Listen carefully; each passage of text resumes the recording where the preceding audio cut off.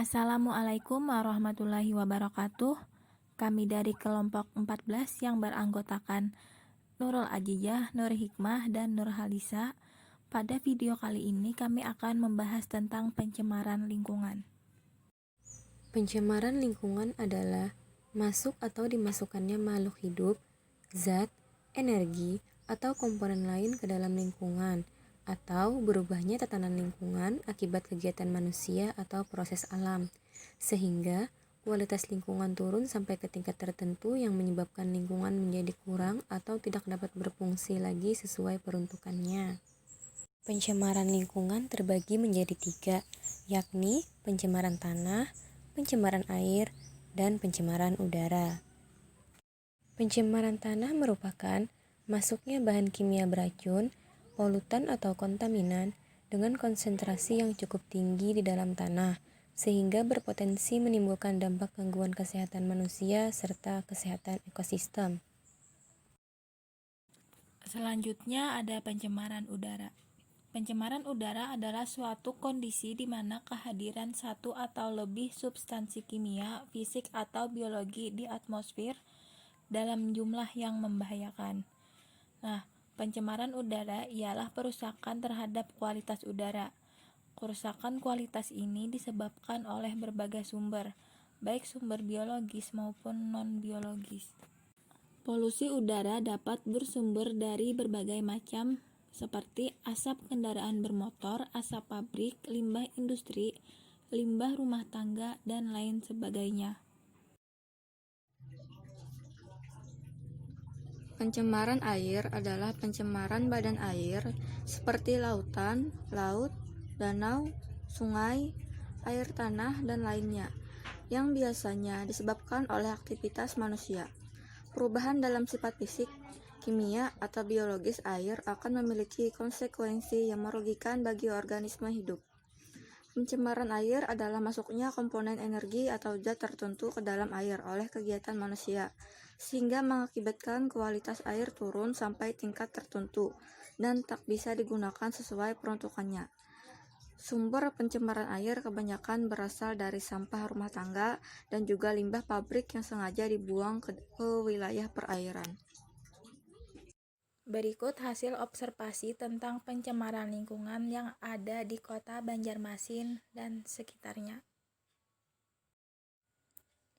Dapat kita lihat pada gambar, telah terjadi pencemaran air yang disebabkan oleh populasi eceng gondok yang berlebihan.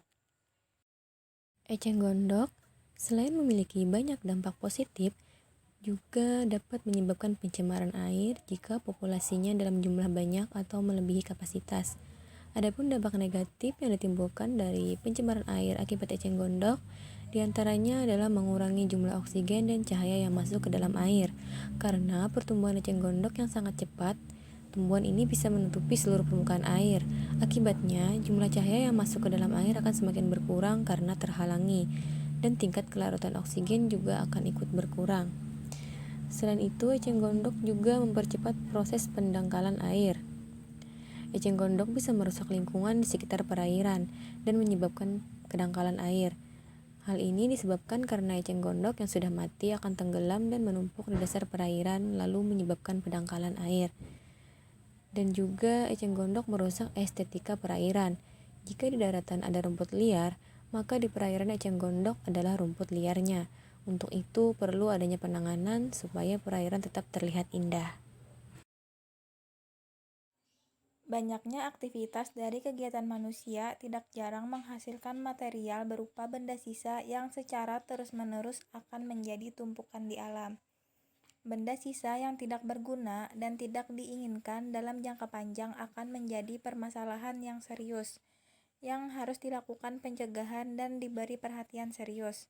Benda sisa yang dibuang di alam tersebut biasa kita sebut sebagai sampah. Sampah yang berada di alam menjadi masalah serius karena memiliki sifat yang merugikan bagi makhluk lain yang tinggal di sekitarnya, dan juga dapat menyebabkan pencemaran lingkungan, seperti pencemaran tanah dan pencemaran udara.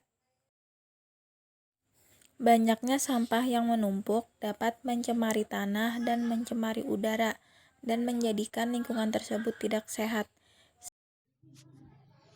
Untuk mengurangi pencemaran tanah akibat sampah tersebut, beberapa upaya yang dapat dilakukan antara lain, yang pertama, membuat orang sadar akan konsep 3R, yaitu reduce, reuse, atau recycle. Reduce artinya mengurangi, reuse gunakan kembali, dan recycle mendaur ulang. Dan yang kedua, mengurangi penggunaan pestisida dan pupuk dalam kegiatan pertanian. Ketiga, buang sampah dengan benar dan tidak membuang sampah ke tanah. Yang keempat, membeli produk yang biodegradable. Yang kelima, lakukan berkebun organik dan makan makanan organik tanpa menggunakan pestisida. Dan yang terakhir, membuang sampah ke tempat pembuangan yang jauh dari area pemukiman masyarakat. Alam yang begitu kaya memberikan banyak hal bagi kehidupan semua makhluk. Namun, kebiasaan dan pola hidup manusia justru kerap memberikan dampak yang buruk bagi lingkungan di mana kita tinggal. Oleh karena itu, kita sebagai generasi muda, hendaknya kita tetap menjaga lingkungan agar tetap sehat dan terjaga. Sekian pemaparan dari kami tentang pencemaran lingkungan. Semoga bermanfaat dan terima kasih sudah menonton. Wassalamualaikum warahmatullahi wabarakatuh.